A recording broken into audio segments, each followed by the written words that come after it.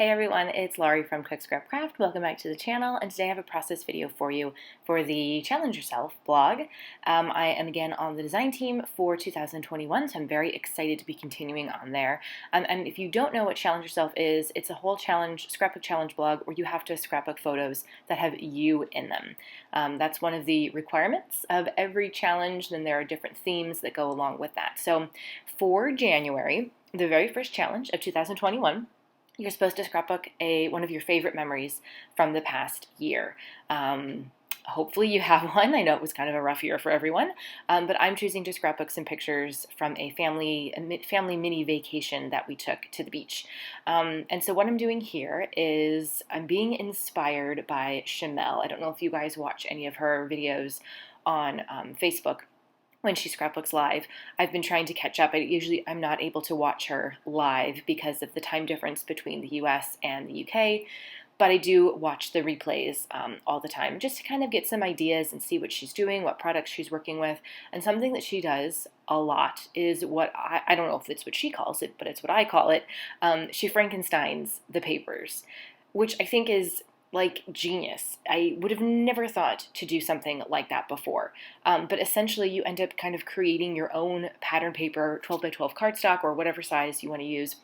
And then you're not wasting part of the paper. You know, if you want to use both sides of a pattern paper, you can cut it apart and washi tape it back together, and get both sides in there. So that's kind of what I did with this layout. I used Bella Blvd Secrets of the Sea papers. So I have a pink pattern paper and then more of a multicolor paper on the side there. So I basically just cut both papers down. There was a cut apart was on the back of the pink pattern paper, and I did want to use one of the cut aparts there. So I cut that out. It was about 4 by 4. So I'm cutting my photos that are going to go in a line with that also in 4 by 4. And then I just filled in, the rest with the other pattern paper and washi taped them together. And I have like a grid board that's 12 by 12. So that's how I kind of pieced it together and knew how much of the paper I was going to need, and it's not like rocket science. But it is a pretty clever way to go about making your pages. So for now I figured out where I want my photos to go. I needed some pattern paper that would kind of make that 4 by 6 photo stand out. So I got a free 4 by 6 something, 6 by 8, I don't know, paper pad from scrapbook.com, and I really liked that blue with the clouds. So I just decided, since the blue kind of went with the blue colors that's in that pattern paper to the side, I would use that to back the photo, just to try to make it pop a little bit more from that pink. And that pink is like making my camera go crazy. So I'm sorry for that, and I'm also sorry that most of this is off to the side. I didn't realize as I was filming this, I don't usually stand and like look down at my camera as I film. I definitely need to. Somehow, like my camera stand has gotten a little wonky, and I think I need to go back and like redo that. So basically the design of this is that the 4 by 4 photos are going to go down a vertical line, covering up where the two pattern papers come together. I thought maybe I would do like a washi tape or like some other type of border strip going down there, but I really liked the bigger photo on the bigger space as opposed to in the smaller pattern paper space. So that's why I decided to. And I also wanted the bigger photo to be on the left-hand side because both my daughter and I are looking to the left. And I didn't want to put, this is old, newspaper page layout 101. I didn't want to put a photo of us looking to the left, like we're looking off the page. So that's just something to keep in mind. If you don't, you don't have to follow those rules. You can put your pictures wherever if it works for you. But that's just something that I think about in terms of page composition sometimes, because that's what was drilled into me in college. So anyway, a little tidbit there. The cut-apart paper from Bella Blvd has a bunch of words on it, and it's basically like, I love you as much as the waves or something. So I thought that was really fitting for these, mother-daughter photos of us at the beach. And this was, my in-laws have a beach house, so we stayed there for just a few days, just to get out of the house. We couldn't take our regular vacation. So that's what these photos are from, and we had a really great time. The beach, we went close to like dinner time, so it was pretty empty, which was also really nice. So we were pretty, even amidst COVID, we were pretty safe in terms of being there at the beach, and my daughter loved it. It's taken 2 years for her to enjoy the beach, but she finally does like it. So the washi tape that I'm using, the stuff with the arrows is Vicki Boutin, and the stuff with the words is also Vicki Boutin. It's just like a random like multi-pack that I ordered from like Amazon or something. And the ones with the words, I just wanted to not use a whole strip, but just cut apart some of the words that I liked, that I thought really fit the theme of the photos, and sort of just use them like, phrase stickers.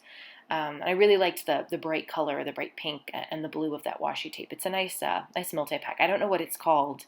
I find it kind of difficult sometimes to find the names of like Vicki Boutin collections. I know the Storyteller collection. I know that one. Those are pretty little studio, feels like fall cut-aparts that I got from Paper Issues, but I have found that they actually work really well for all sorts of things. They're just white journaling spots with different colored borders, so if you've got papers that fit those colors, you can use them for anything. And then that word die cut, I'm actually going to end up using too. That's from Cocoa Vanilla. That's the Daydream collection. I still have so many of those word die cuts. But because this is supposed to be about documenting a favorite 2020 moment, I decided to put the word moments in my title as well. So Beautiful Moments is the name of this layout. And I'm going to put my little journaling and that little thing. You'll notice this isn't very heavily embellished, which is kind of different for me. I do sometimes like to use a lot of embellishments and make a lot of little clusters, or at least have lots of dimension. This one's a pretty flat layout. And that's okay, it's getting the photos done, and I was just using embellishments that were from my stash that I felt fit. I've got a very old crepe paper sticker that says Sand and Surf, and I put that on top of a wave sticker from the Heidi Swapp old school sticker book. It had words on it, but I covered that up. Sometimes I feel like there are too many embellishments with words, which is fine, but I would actually prefer more like symbols and shapes and things like that, just because I find that a lot easier to do a lot of like layering and stuff for my embellishment clusters. So that's a Bella Blvd sticker from Squeeze the Day. I really like the color scheme of those stickers, and again, those I've used on so many different types of layouts. It's not even funny. So I love having embellishments that aren't super specific to a theme that you can use on anything. I just kind of keep those handy, either in my fake IKEA desk organizer or on my spinning embellishment racks. I just, I pull those out all the time. I'm always going. They're my go-tos. I use them for everything.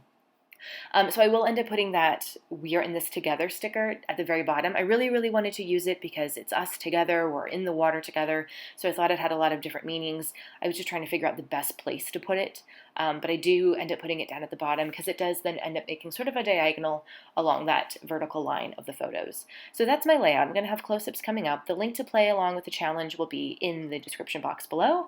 Make sure you give this video a thumbs up like, and if you want to see more Challenge Yourself process videos, then click subscribe as well. I will see you guys next time for another scrapbook process video. Thanks for watching. Bye.